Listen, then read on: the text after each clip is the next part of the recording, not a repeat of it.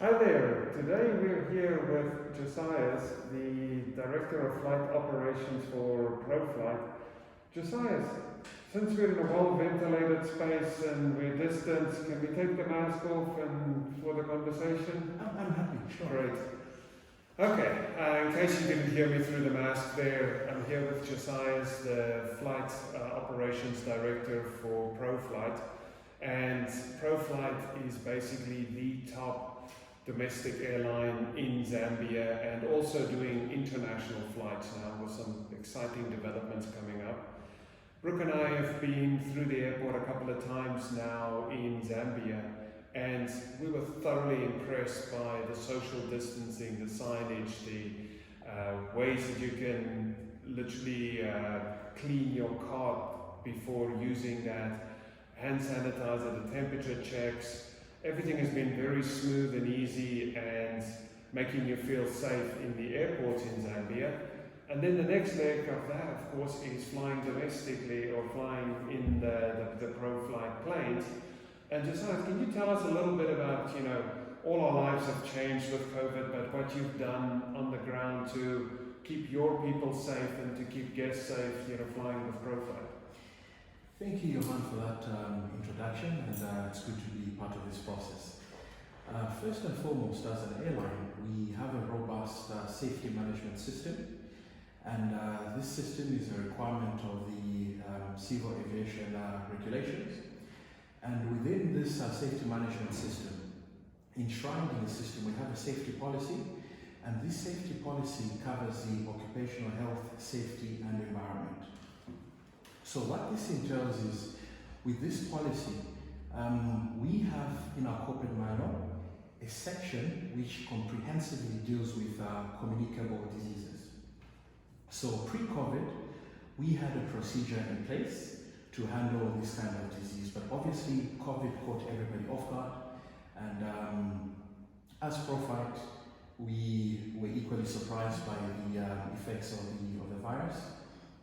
So what we did as part of the safety management system, we carried out management of change processes within the company, and that process entailed carrying out a risk assessment to assess whether we are ready for this kind of challenge, on the occupational health and safety.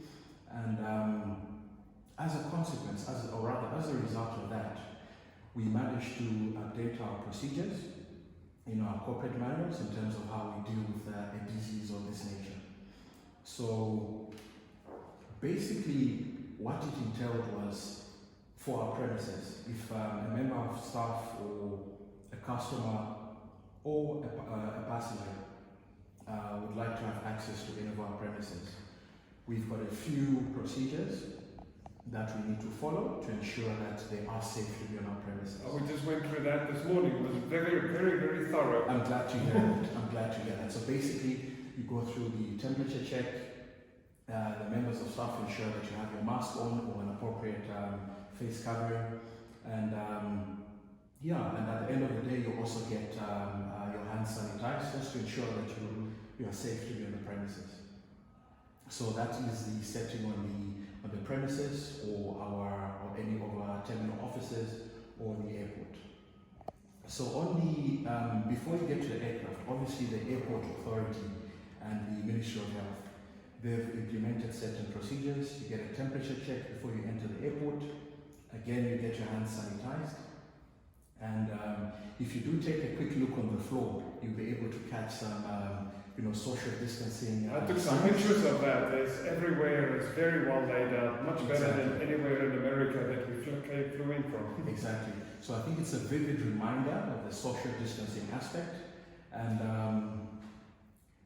so that's basically at the airport.